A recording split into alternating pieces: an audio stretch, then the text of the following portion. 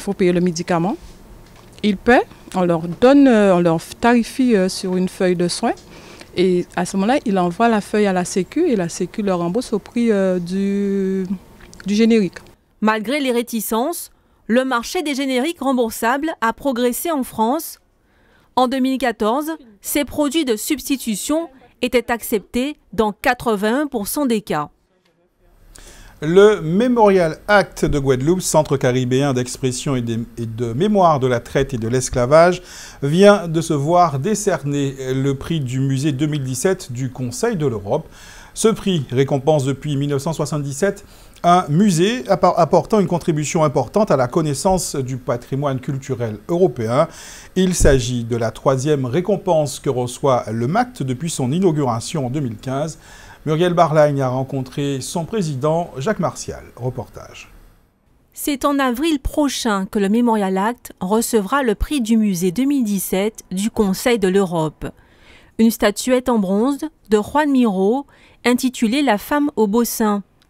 Le Centre caribéen d'expression et de mémoire de la traite et de l'esclavage a été retenu parmi 3 candidats après avoir postulé.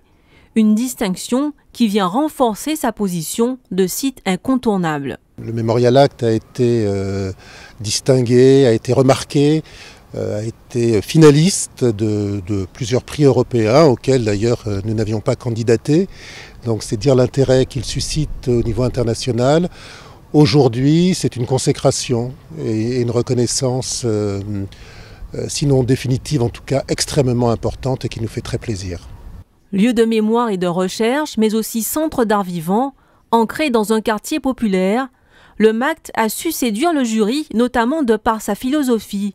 Faire de l'acte du souvenir la fabrication d'une société nouvelle. C'est ça le projet du Memorial Act. Profondément prévenir la haine, le racisme, la violence, prévenir lutter contre la mésestime de soi et pouvoir se regarder en face, construire du vivre ensemble en sachant pourquoi, comment nous devons être ensemble, quelle est notre histoire et pourquoi et comment sommes-nous devenus aujourd'hui au XXIe siècle ce peuple composé, ce peuple pluriel, mais qui doit faire peuple pour relever les grands défis du XXIe siècle parce que c'est cela l'enjeu. Depuis son ouverture en juillet 2015, le Memorial Act a accueilli près de 190 000 visiteurs. Un succès pour l'équipe dirigeante qui compte redoubler d'efforts pour fidéliser son public et attirer toujours plus de nouveaux venus. Dans un instant, nous vous emmènerons à la rencontre du plus ancien coiffeur de la ville de Pointe-à-Pitre, mais tout de suite, place à notre tour d'horizon de l'actualité dans la grande région. Nous irons en Guyane puis au Venezuela, mais avant, direction la Martinique où un prévenu s'est échappé de prison hier. C'est votre rendez-vous Caraïbes. Rendez-vous Caraïbes. Au lendemain de son évasion spectaculaire du centre hospitalier de Fort-de-France, on est toujours sans nouvelles d'un gros bonnet de la drogue. Originaire d'Uruguay, l'homme qui est âgé de 60 ans a été soustrait aux 3 agents du centre pénitentiaire de Ducos au moment de son transfert par 3 hommes encagoulés et lourdement armés. Les 4 fuyards ont ensuite quitté les lieux sur des scooters comme si de rien n'était. Depuis, un avis de recherche a été lancé et les forces de l'ordre sont mobilisées pour tenter de remettre la main sur les malfrats. L'enquête en cours devra par ailleurs déterminer comment les 3 complices étaient aussi bien informés. 2 nouvelles viennent de tomber en faveur de la collectivité territoriale de Guyane. Elles viennent de l'Assemblée nationale dans le cadre du projet de loi de finances rectificative pour 2016. D'abord, la CTG pourra bénéficier du fonds d'urgence en faveur des départements en difficulté au titre de la compensation du RSA. Rodolphe Alexandre, le président de la collectivité, réclame une aide de 20 millions. Ensuite et surtout, l'Assemblée a validé la garantie accordée par l'État à la CTG pour les emprunts de montant total de 53 millions provenant de la Caisse des dépôts et consignations et de l'Agence française de développement. 2 prêts qui doivent permettre à la collectivité territoriale de Guyane de respirer un peu financièrement. Ils sont destinés à financer notamment des constructions de collèges et de lycées pour faire face à l'augmentation constante de la population. Devant les difficultés de la CTG à investir sans recourir à l'emprunt, ces deux prêts devraient lui permettre de rassurer ses bailleurs. Décidément, le Venezuela va de pénurie en pénurie et c'est maintenant les billets de banque qui font défaut. Face au manque de liquidité qui provoque d'interminables files d'attente devant les guichets automatiques, la Banque centrale du pays va émettre des coupures de 500 et 5000 bolivars. De grosses coupures annoncées par le président Nicolás Maduro lors d'une de ses habituelles allocutions télévisées. Jusqu'à maintenant, les plus grosses coupures s'élèvent à seulement 100 bolivars. Cette pénurie de billets de banque s'explique par la chute de la monnaie vénézuélienne et d'une inflation galopante. Le Venezuela connaît l'une des pires crises économiques de son histoire, marquée par la chute des cours du pétrole qui génère 95% de ses devises. Paulette Richards, universitaire américaine, est de passage en Guadeloupe ce week-end. Invitée par la Ligue des droits de l'homme de Guadeloupe, la Maison de la citoyenneté, le CAGI et le CORECA dans le cadre de la commémoration du 68e anniversaire de la Déclaration universelle des droits de l'homme. Paulette Richards animera demain soir une conférence sur le thème « Les violences policières aux États-Unis face aux droits fondamentaux des Afro-Américains ». Maître Hubert Jabot, président de la Ligue des droits de l'homme, nous en dit plus sur ce rendez-vous. Il est au micro de Jacques Damprobe.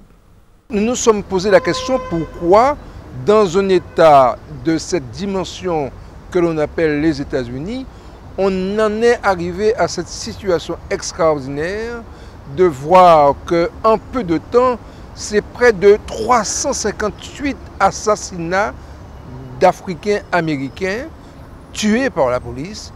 Et la cerise sur le gâteau, c'est que la plupart des policiers n'ont jamais été inquiétés. Donc cela pose un problème à nous, en tant que Ligue des droits de l'homme de la Guadeloupe. Nous avons considéré qu'il nous fallait mener une réflexion sur cette question-là et surtout d'avoir la possibilité de rencontrer ou une personnalité américaine, afro-américaine, connaissant la situation avec précision et qui serait en mesure de nous apporter les éclaircissements que nous attendons. Alors pourquoi une telle thématique? Parce que cela renvoie manifestement à la question de l'universalité des droits. Les droits de la proclamation de la Déclaration universelle des droits de l'homme proclamé le 10 décembre 1948 à l'ONU n'est pas un droit ni pour les Européens, ni pour les Indiens, ni pour les Français. C'est un droit universel, c'est une proclamation qui tend à défendre les droits et les valeurs de dignité, les valeurs de respect pour tous les peuples. Et donc nous en faisons partie. Cette conférence se tiendra demain, samedi 10 décembre, à l'amphithéâtre Le Pointe de la faculté de droit de Fouilleul. Et sachez que dimanche, Paulette Richards ira à la rencontre des élus et des associations de Marie-Galante pour développer la même thématique. Nous vous emmenons maintenant à la rencontre d'un des plus anciens artisans de la ville de Pointe-à-Pitre, installé depuis la fin des années 40. Gérard Gauthiero est coiffeur et a connu plusieurs générations de clients en 70 ans de pratique. Jacques Damprobe est allé à sa rencontre. Reportage. Comme tous les matins ou presque, peu après 8 heures, Gérard Gauthiero ouvre les portes de sa petite affaire. Un salon de coiffure qu'il tient depuis des années à la rue Vatable. À 85 ans, malgré le poids des ans, l'homme ne perd pas la main. Il est le plus ancien coiffeur de Pointe-à-Pitre. Et même si les clients se font plus rares, M. Gauthiero peut compter sur quelques fidèles. C'est au quartier Dino, ancien nom de l'Oricisque, que ce fils de mécanicien a vu le jour d'une mère qui ne connaîtra pas, morte à l'heure de ses 3 mois. Je suis allé à Saint-Claude. J'ai été élevé par ma grand-mère, Madame Alexandre Gauthiero. Et je suis retourné à Pointe-à-Pitre, j'avais 12 ans. Je n'ai pas eu le temps d'aller à l'école. Et je suis descendu à Pointe-à-Pitre et je suis tombé chez M. Benoît, M. Benoît Stéphane, qui m'a adopté comme son fils, m'a appris la coiffure. M. Benoît a voulu que je sois un excellent coiffeur, puisque lui-même, il était un artiste dans la coiffure. Et je pense que j'ai appris ma profession de coiffeur. Je suis parti en métropole, j'ai eu mon examen de coiffeur, je suis revenu et j'ai fonctionné et j'ai été un bon coiffeur, j'estime. Et j'ai pu gagner ma vie. Je me suis marié, j'ai eu 5 enfants. L'autre passion de Gérard Gaultireau, peut-être même la première d'ailleurs, c'est la boxe. En ce temps-là, je venais de la campagne. J'étais costaud, très puissant sur la main droite. Monsieur Benoît a trouvé nécessaire de m'amener à l'Arsenal chez Monsieur Chopard, qui était un manager de boxe, et a voulu que je sois un boxeur. Mais je ne possédais que la force de frappe et il me manquait beaucoup la technique. Quand je suis allé à la salle, eh bien, on me faisait passer pour une poupée. Parce que je n'avais pas la technique, mais j'avais une frappe terrible. La technique lui faisant défaut, Gérard Gaultireau passera très vite dans l'encadrement. Il sera tour à tour soigneur, manager, puis des années plus tard, l'incontournable président du comité régional de boxe. Admirateur de Paul Valentino, l'un des plus avant-gardistes hommes politiques qu'ait connu la Guadeloupe, le père Gaultireau a toujours un bon mot pour la jeunesse du pays. Compte tenu de mon âge avancé, je peux dire que je suis sur la route du retour. Il me reste très peu de temps, certainement. J'aurais souhaité que mon pays change de direction, de manière de vivre, avec que la jeunesse reprenne le goût de l'effort et du sacrifice, que nous changions de mode de vie, que nous mangions ce que nous produisons.